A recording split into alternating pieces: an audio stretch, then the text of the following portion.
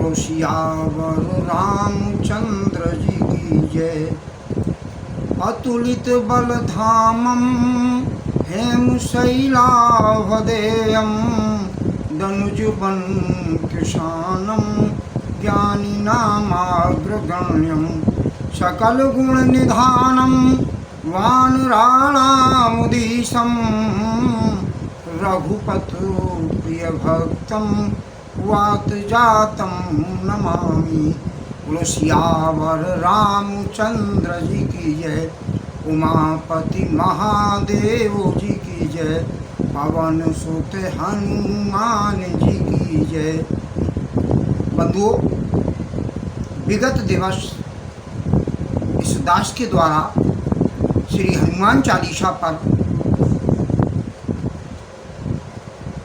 कुछ वार्ता आपके सामने प्रस्तुत की गई थी, जिसमें हनुमान चालीसा का जो प्रथम दोहा है, श्री गुरु चरण सरोज रज निजमन मुकुर सुधार वर्णहु रघुवर विमल यश जोदायक फल चार। इस पर विस्तार से चर्चा की थी। कल हमने निवेदन किया था, हनुमान जी जितने दयालु कृपा करने वाले और कोई दूसरा इस दुनिया में नहीं है। अत्यंत दयालु हैं। परमात्मा से मिलने का एकमात्र साधन, मिलाने वाले एकमात्र हनुमान जी हैं। हनुमान जी के चरित्र को यदि हम अपने जीवन में उनसे कुछ शिक्षा लें, कुछ सोच विचार करें तो बहुत उत्तम होगा। देखिए बंधुओं, कल के विषय में बताया था, वर्णौ रघुवर विशद जस विमल जस जोदाय कुफल चार। राम जी के सुंदर यश का गुणगान करने से या श्रवण करने से हमें चार पदार्थ सहज में उपलब्ध होते हैं। ये चार पदार्थ क्या हैं? धर्म, अर्थ, काम, मोक्ष। ये हमारे जीवन का एक प्रबंधन है, एक मैनेजमेंट है। हमें अपने जीवन को कैसे मैनेज करना चाहिए, कैसे उसे उचित उसमें जोड़ना चाहिए। जैसे चार पदार्थ हैं और जीवन के चार पद, ब्रह्मचर्य, गृहस्थ, वानप्रस्थ, संन्यास। ब्रह्मचर्य में हम धर्म का पालन करते हैं, ब्रह्मचर्य आश्रम का पालन करते हैं, ब्रह्मचर्य नियम का पालन करते हैं और परमात्मा को प्राप्त करने के कई साधनों का अनुसंधान करते हैं, उनका अनुसरण करते हैं, शिक्षा लेते हैं। तत्पश्चात 25 साल की उम्र के बाद हम गृहस्थ जीवन में प्रवेश करते हैं, जहां हमारे जीवन का मुख्य उद्देश्य धर्म के साथ काम की भी साधना करना है। हमारे जीवन में कई ऋण होते हैं, देव ऋण, पितृ ऋण, ऋषि ऋण, इनसे उऋण होना पड़ता है। ये गृहस्थ जीवन में ही संभव है। और कामनाओं की पूर्ति, भौतिक उन्नति, चाहे जो व्यवसाय के मार्ग में हो, चाहे किसानी के मार्ग में हो, या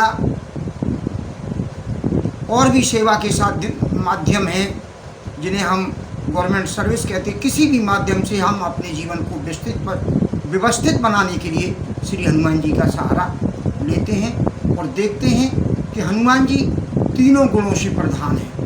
हनुमान जी सबसे श्रेष्ठ कर्मयोगी हैं, हनुमान जी सबसे श्रेष्ठ ज्ञानी हैं और हनुमान जी सबसे श्रेष्ठ भक्त हैं।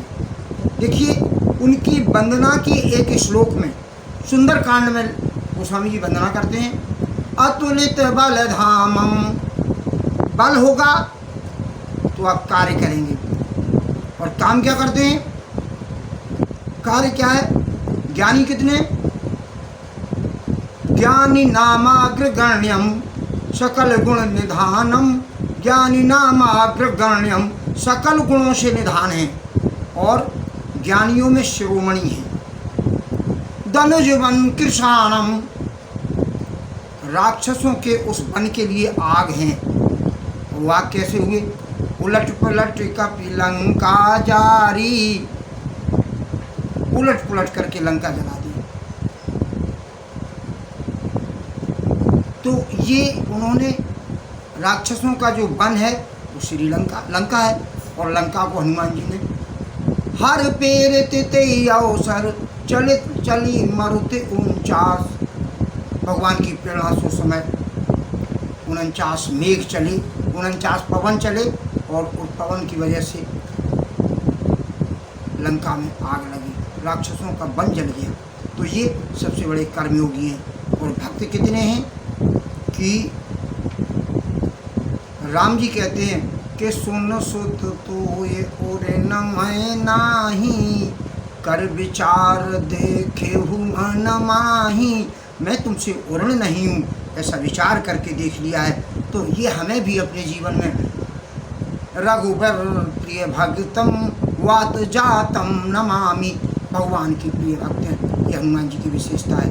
अब आगे क्या कहते हैं गोस्वामी जी अगले दोहा में, जिसकी व्याख्या हम करने जा रहे हैं। हमने कल भी आपसे निवेदन किया था, इस पूरे हनुमान चालीसा के माध्यम से आपका जीवन कैसे सुचारू रूप से चले, जीवन की दोनों तरह की उन्नति, उभयमुखी उन्नति, एक आध्यात्म की उन्नति, दूसरी भौतिक जीवन की उन्नति। हमारा जीवन संपन्न कैसे हो, हम अपने जीवन में धन साधना, धन धान धर्म सभी इससे संपन्न हों और अंत में प्रभु का चिंतन करते हुए उस परम गति को प्राप्त हों, साके धाम को प्राप्त हों। तो ये कैसे मिल सकता है, ये केवल हनुमान जी करा सकते हैं। और बंधुओं एक विशेष निवेदन किया आपसे, अगर राम जी से कोई मिला सकता है तो इस कलकाल में एकमात्र साधन श्री हनुमान जी है। क्योंकि हम जहाँ निवास कर रहे हैं वो हमारा जीवन क्या है, हम गृहस्थ जीवन में हैं। और गोस्वामी जी लिखते हैं कि गृह कारज नाना जंजाला, ते अति दुर्गम शैल विशाला। ये नाना प्रकार के जंजाल हमारे गृहस्थ जीवन में हैं। ते अति दुर्गम शैल विशाला, ये अत्यंत दुर्गम शैल हैं और इन शैलों पर से हम उतर नहीं सकते। जैसे सुग्रीव जब राम जी से मिले हनुमान जी तो क्या कहते हैं कि नाथ शैल पह कपिपत रयऊ, सुग्रीव दास तव आयऊ। वो तुम्हारा दास है, आपसे मिलना चाहता है। तो भगवान जी बोले कि हनुमान जी सुग्रीव को नीचे ले आओ। बोले महाराज वो शैल से नहीं उतर पाएगा, उसकी व्यथा है, उसे परेशानी है। तो यहाँ श्राप, बाली को श्राप लगा था, यहाँ श्राप बस आवत नाही, तदप सभी तरहूँ मन माही। तो इसलिए वो शैल से नहीं उतर सकते और आप चाहो तो शैल पर जा कर के उसकी कृपा कर सकते हो। तो इस तरह से हनुमान जी ने दोनों लोगों को, दोनों भाइयों को, राम लक्ष्मण को पीठ पर चढ़ा करके वो सुग्रीव से मिला दिया।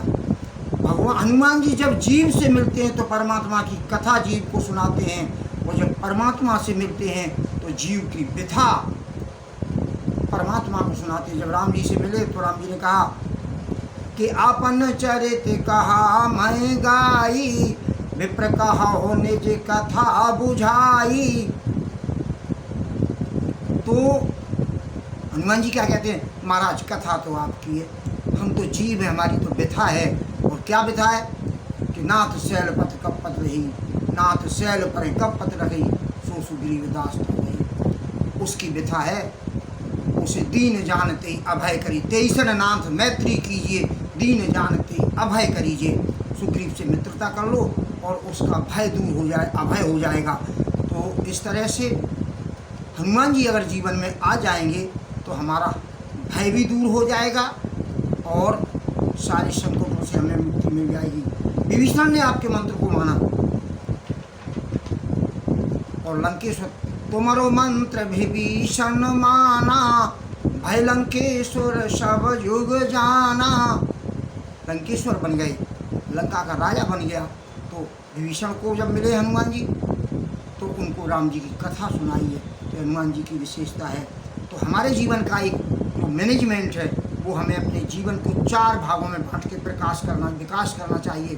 पहले विद्याध्ययन, विद्यार्थी काल में, और जब गृहस्थ जीवन में प्रवेश करें तो गृहस्थ धर्म का पालन करते हुए गृहस्थ की कामनाओं को पूर्ण करें और अपने देव ऋण, पितृ ऋण और ऋषि ऋण से पूर्ण हों और धर्म का पालन करें। इसी काल में हम जो धन अर्जित करते हैं उसका दशांश दान करें।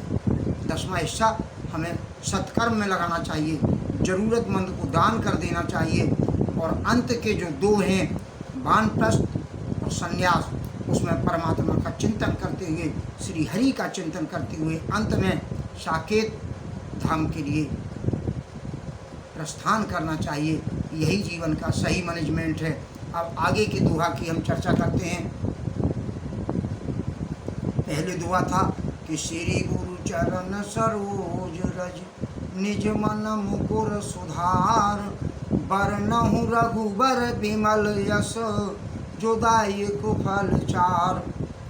बुद्धिहीन तन जान के सुमरहु पवन कुमार, बल बुद्धि विद्या देव मोहे हरौ कलेश विकार।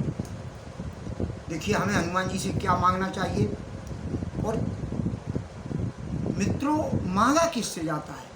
जिस पर कुछ देने के लिए है। हम किसी ऐसे व्यक्ति मांगे उस पर खुद ही नहीं तो हमें क्या दे देगा? तो हनुमान जी पे देने के लिए हम क्या मांगते हैं? हम कहते हैं कि बुद्धिहीन तन जान के, हमारी बुद्धि नहीं है, यथार्थ हम अज्ञानी हैं। तो ज्ञान कहाँ से मिलेगा? सकल गुण निधानम ज्ञानी नामाग्रगण्यम। ज्ञानियों के शिरोमणि हैं आप, ज्ञान आपसे प्राप्त होगा। बुद्धिहीन तन, तन कमजोर है तो कहाँ से मिलेगा? बल से मिलेगा। जो बलशाली है वही तो बल प्रदान करेगा। अतुलित बल धामम हेम शैलावदेहम। अतुलित बलशाली हैं, इसलिए हमें बल प्रदान करें। बुद्धिहीन तन जान के सुमरहु पवन कुमार। हे पवन पुत्र हनुमान जी, मैं आपका बार बार स्मरण करता हूँ। क्यों? बल बुद्धि विद्या 3 चीज़ें प्रदान करें, हमें बल दें जिससे हम कर्म योगी बने। क्योंकि जीवन को सार्थक बनाना है तो हमें निरंतर कर्म करना पड़ेगा। तो इसके लिए सबसे पहले हम कर्मयोगी बने। कर्मयोगी कैसे बनेंगे? जब बल होगा तभी हम काम कर पाएंगे। और कर्मयोगी बनने के बाद एक बात का ध्यान रखना है कि कर्म का साथ में लोभ लगता है, और कर्म का स्वामी यदि लोभ बन गया तो हमारी विडंबना हो जाएगी। इसलिए लोभ कर्म का दास बना रहे, स्वामी ना बने कर्मयोगी का। तो बल मिले लेकिन बल का हम दुरुपयोग न करें, बल का केवल हम सदुपयोग करें। बल परमात्मा के कार्य में लगने वालों के लिए करें, असहायों की मदद करने के लिए करें।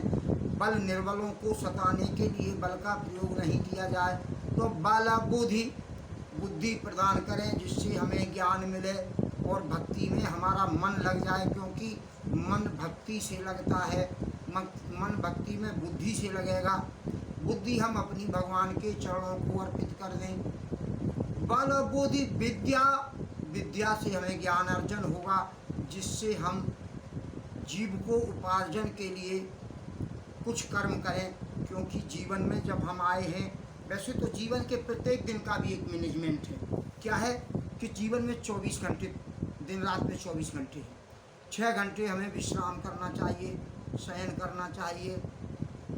6 घंटे हमें अपने शरीर के लिए देना चाहिए।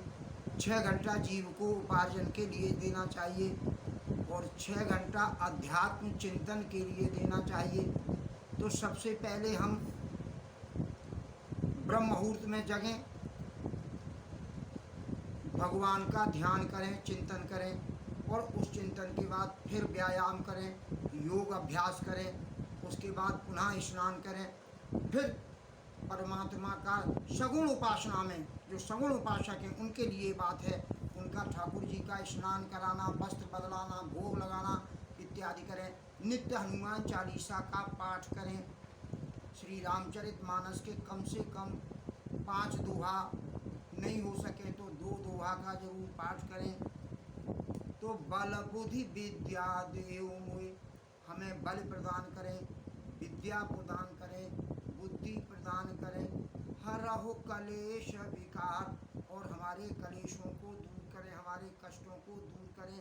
और हमारे अंदर जो मनोविकार उत्पन्न हो गए हैं जो मनोवृत्ति खराब हो गई है उन दूषित विचारों को दूर करके सगुण साधना में हमें लगा दें, राम जी के चरणों में हमारा ध्यान लगा दें।